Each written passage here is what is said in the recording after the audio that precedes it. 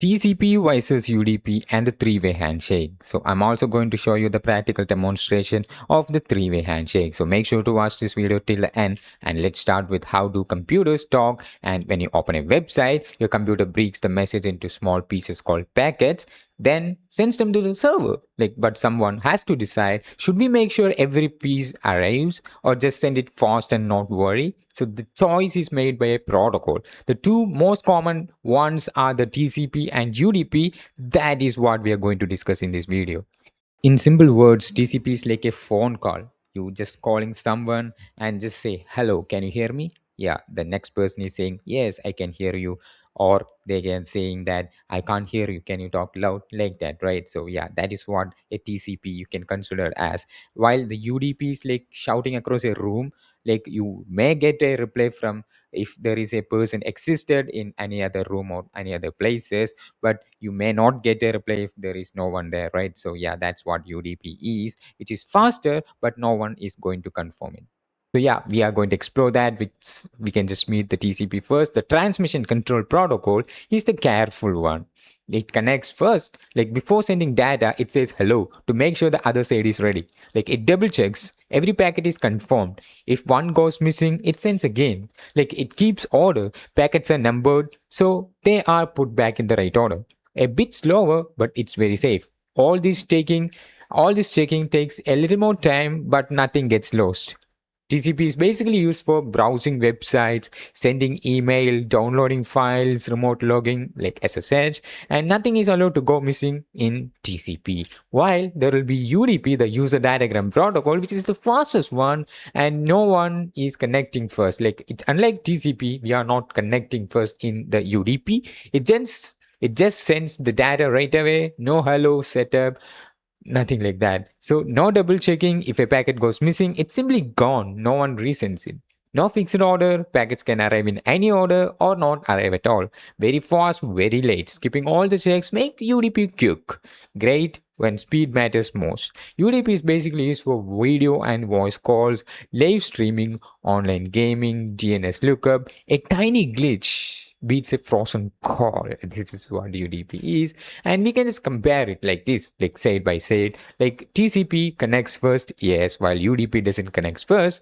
Yes, TCP is going to check the delivery always, but UDP doesn't. UDP does not keep order while TCP keeps order. TCP is slower while the UDP is faster, and TCP is best for accuracy, while UDP is best for the speed. And some of the examples of TCP are web, email, file transfer, while the UDP are calls, games, DNS. So let's move on. Like in everyday life, we can just compare the TCP as like a phone call. Like you call it, it rings, they pick up, you both say hello to check the line works, right? So if you mishear something, you ask them to repeat it, right? So you say goodbye before hang up. This is what TCP is. While the UDP is like a postcard, guys. So you write up and drop it in the mailbox. No call ahead, no confirmation it will arrive. It might arrive late, out of order, or never. You won't know unless the topic comes up again. So this is what we can call as the UDP in real life. So the three-way handshake. This is where the TCP comes in. Like how does this work? Like TCP first sends a SYN packet, which is about can we talk, and it will get a reply SYN act, and yes, go ahead. And from the server, TCP is getting a reply, right? So from you, the client is going to send a message to the server, act great, starting now. So this is the three steps, the three-way handshake of TCP. Both sides needs to prove they can send and receive, right? Two steps can't confirm that both ways. So this is the three steps, which is a three-way handshake in TCP, right? So watch it happens in Wireshark. Let's do this in Wireshark, and you have the instructions for doing that here in the screenshot. Before that, let's do this. Okay, so yeah, Ali Linux, and just open the Wireshark. So, and I'm also opening a browser. Inside that, I'm just going to search for google.com. Okay, so I just searched that.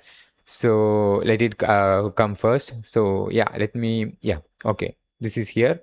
So now I'm just going to open the Wireshark. Here is a Wireshark. Okay, so I'm just making this shorter. Okay, Google is here, Wireshark is here. This is my interface Ethernet 0. I'm just double clicking.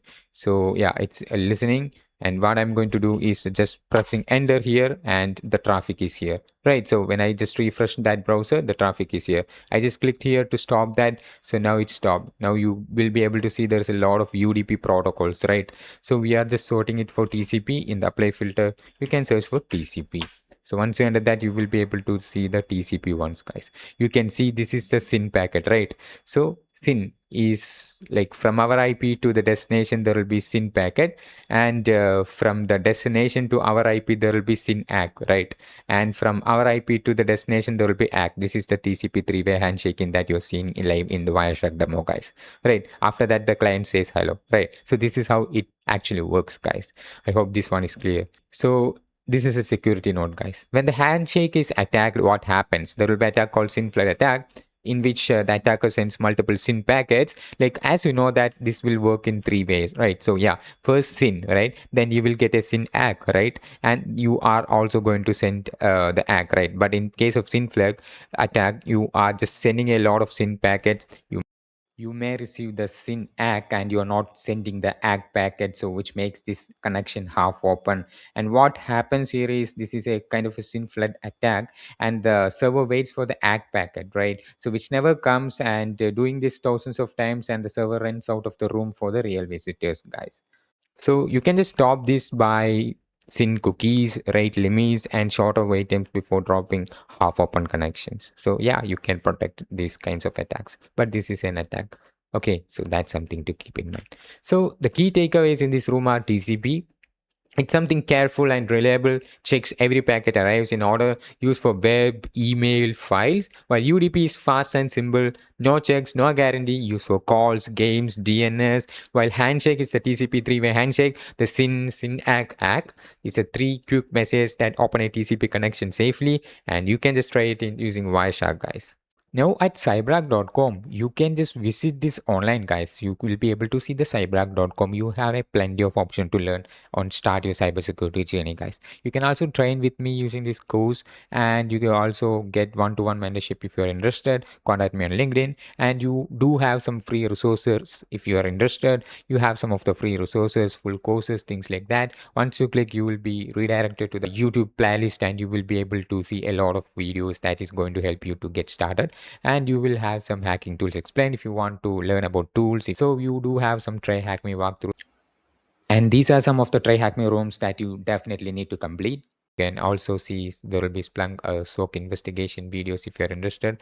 Then you can also go there, and there will be CTF Arena, so which is where most people like to have some challenges hands-on. So this is the challenge that I'm giving it to you. You can just try that out. So these are some of the easy, very easy challenges. The Linux basics and evidence locker as of now out, and this is really easy. So you just need to complete it. If you can't complete this, then you are zero in cyber. So that's something to keep in mind. So you also have the option to subscribe. You can visit my channel, and there will be a lot of things that is actually going to help you to get started in your cybersecurity journey.